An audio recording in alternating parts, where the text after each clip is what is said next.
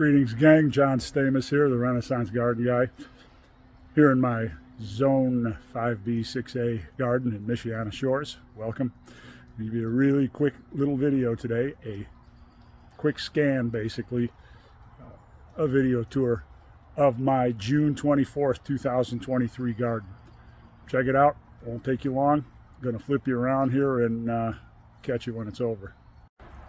So, big picture, here it is. In the background is my big blue and white hill. Everything growing there is either blue or white in terms of flowers and blooms. A rose garden right here, lily patch. Got a really cool planting feature anchored on either end by a sizable rhododendron. My arch with Jackmani clematis climbing all over it. My little HF Young, which was fabulous last year, ended up with a case of stem rot. I waited too long to react and lost it, so I got a new baby planted there. And all the way in the end are some big anchor bushes, some roses of Sharon, Hibiscus syriacus, peonies, privet, holly, and then in the upper limestone planter, which hopefully you can kind of see. I don't want to spend too much time on this, guys. I know you're busy. There's hostas everywhere, of course. In the upper planter, there's a Japanese pyrrhus, a big, too cool, tall, strange, awesome black tower elderberry. I love that thing, and it's got some flowers way up at the very top of it. I don't know if you can see them or not. And then a pepper bush, summer sweet on the end.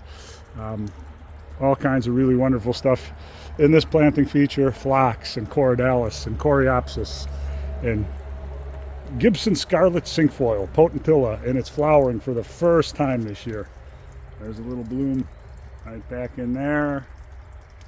There's another little bloom right over here. Got Missouri evening primrose, all sorts of cool stuff. Great stuff in this blue and white hill. I had to cut some of these big, fabulous Aurora blue, Delphinium elatum flower spikes off because they just get so heavy. And this is the lily patch, and if you can see, this stargazer lily, I'm 6 feet 4 inches tall. This stargazer lily is taller than I am. They're all getting big. And the rose garden, and more of the blue and white hill. This is the shade garden area under the arbor.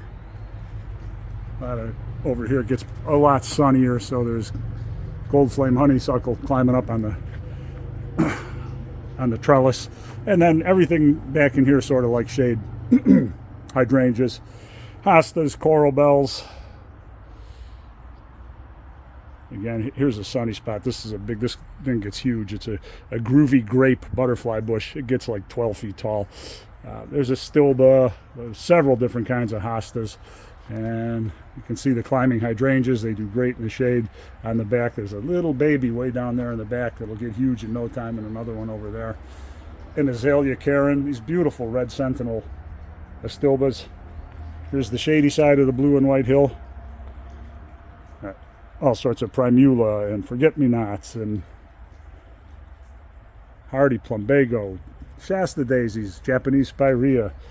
Here are those beautiful hellebores. I love them. There's a little baby I planted in April.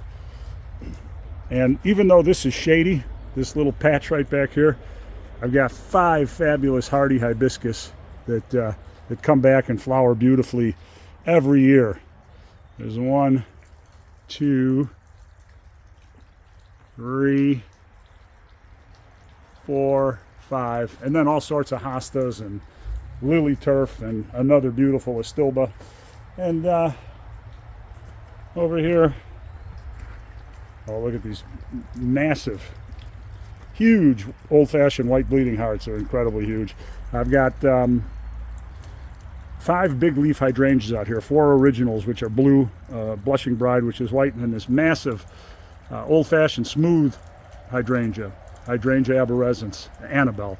These flower heads are massive, massive, massive. So here's another angle. Here's the frog pond. I don't know. I can't tell if my frogs are out or not now, but Jim and Brian are the 2 biggest ones, and I don't see them now.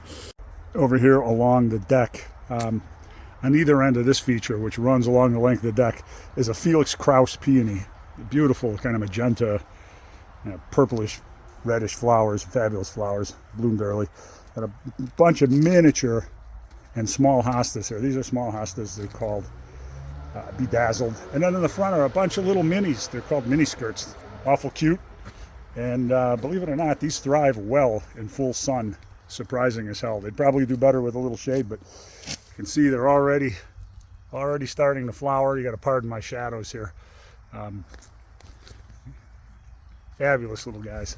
But interspersed between these two peonies are endless summer crush hydrangeas. Again, they'd probably do better with some more shade, but they flower and they hang in there. They've been there. This is their 4th year in the ground.